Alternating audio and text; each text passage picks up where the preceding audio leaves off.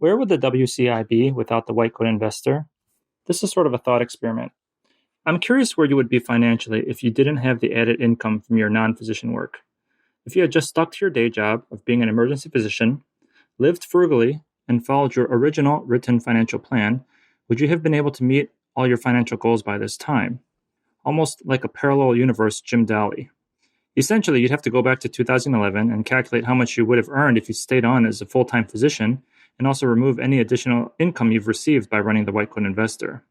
The reason I'm asking this is that for someone like me, a physician still early on in my career, without another source of income, is it realistic for me to expect to meet my goals based on the principles you've laid out?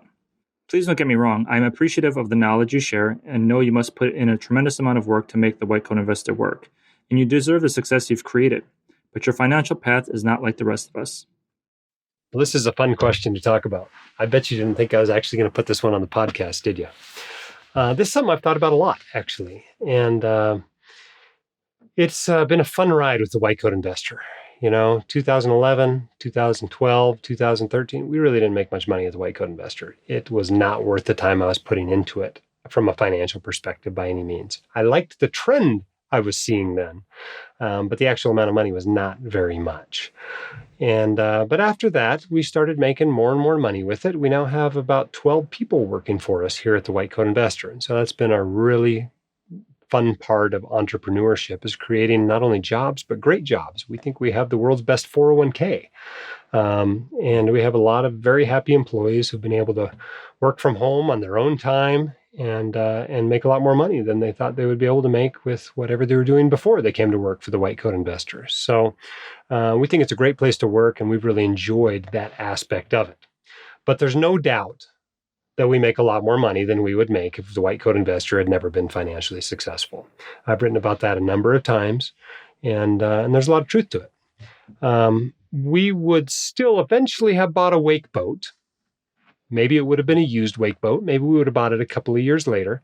But that wake boat I bought in 2015, that was probably paid for by the White Coat Investor. Now, remember, at that time I was still working full-time clinically, but the White Coat Investor was starting to make money, and it bought us a wake boat that year. And so, maybe it would have been a couple more years before we upgraded from our old beater boat to our wake boat. That probably would have been one difference.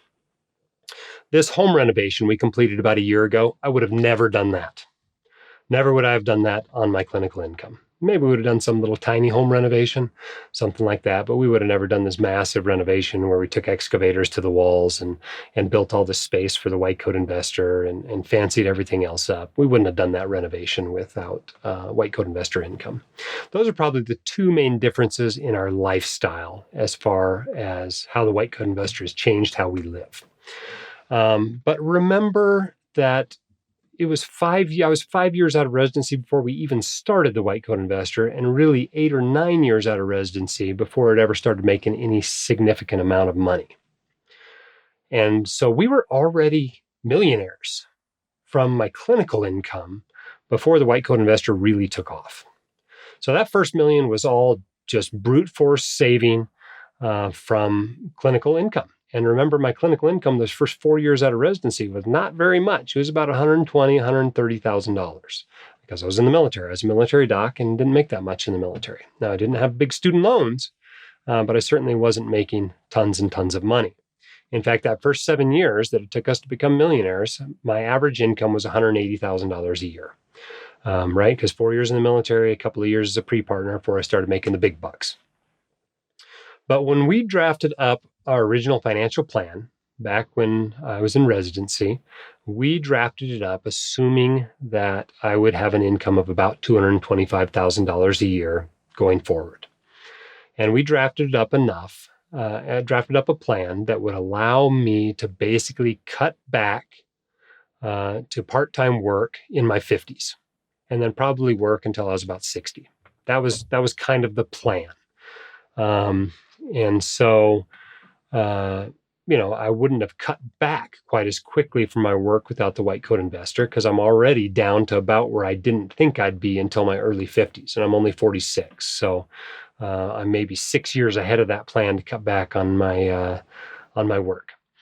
And I probably would have been working night shifts a little bit longer as well. As you know, our group subsidizes night shifts heavily.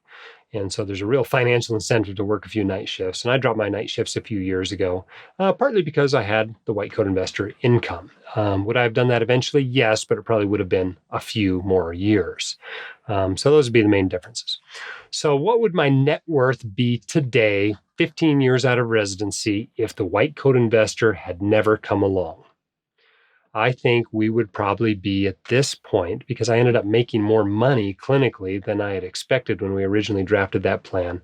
I would guess our net worth at this point would probably be 2.5, 3 million, something like that. Is probably where we would be net worth wise at this point, 15 years out of residency, if the White Coat Investor had never made a dime. Now our net worth is quite a bit higher than that. But that's mostly because we own a valuable business, and that's where most of our net worth is tied up. But even aside from that, we're obviously well ahead of where we would be, despite the ability we've had to help other people, despite the fact that we've been able to give a lot more to charity than we've ever planned to be able to do. But there's no doubt the success of the White Coat Investor has affected our financial lives in a lot of ways and given us a lot of dilemmas, asset protection dilemmas, estate planning dilemmas, how we raise our kids dilemmas, charitable giving dilemmas. They're fun to struggle with, but it's definitely not quite the life I expected to have financially when I laid out that financial plan back in 2004, 2005. Would we still have been successful, had more money than we needed, been able to cut back on clinical work and have financial freedom and be able to buy the things we wanted to buy? Yes, for the most part, we would have. And it probably would have just taken a little bit longer. Does the plan work for the average Joe physician? Absolutely, this plan works. If you will live like a resident for 2 to 5 years coming out of residency, like we did, and pay off your student loans or your student time debt, whichever you may have, save up a down payment for your dream house, max out those retirement accounts, and then after you get done with the live like a resident period, continue to put 20% of your money toward good investments in retirement accounts as much as able, you are going to retire very comfortably as a multimillionaire. This absolutely does work. You do not have to start the next White Coat Investor in order to be financially successful. So I would not feel like just because my path has been a little bit differently than most of my readers, most of my listeners, I would not feel like you have to follow my path in order to be successful. Certainly, if you have an entrepreneurial interest, I would encourage you to pursue it. Take reasonable risks in that regard. But I do not feel like docs have to have a side gig. It was really interesting. I saw this paper out from Medscape, a survey they did where the average entrepreneur or the average physician side gig only paid about $35,000 a year. And if the White Coat Investor only ever made $35,000 a year, it wouldn't have moved the needle on my financial life in any significant way. Maybe we could have cut off 1 year before retirement or something like that. So I wouldn't feel like the answer is to get a side gig. I think the answer is to manage your money well and do what you want to do with your life. If you want your questions answered by the White Coat Investor, record your question at whitecoatinvestor.com/YQA or click the link in the description.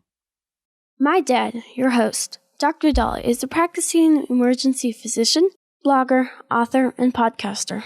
He is not a licensed accountant, attorney, or financial advisor, so this podcast is for your entertainment and information only and should not be considered official, personalized financial advice.